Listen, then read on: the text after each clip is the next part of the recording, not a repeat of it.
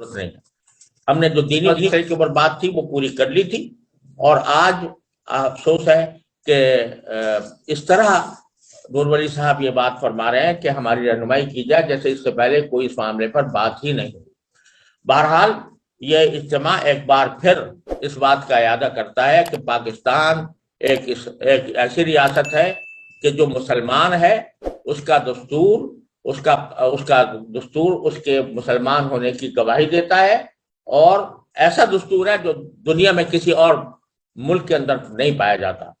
ایسا دستور اللہ نے صبر میں. لہذا اس ریاست کے خلاف کوئی مسلح کارروائی ہماری نظر میں کھلی بغاوت ہے، حرام ہے، ناجائز ہے. ہم کبھی اس کی تائید نہیں کر سکتے.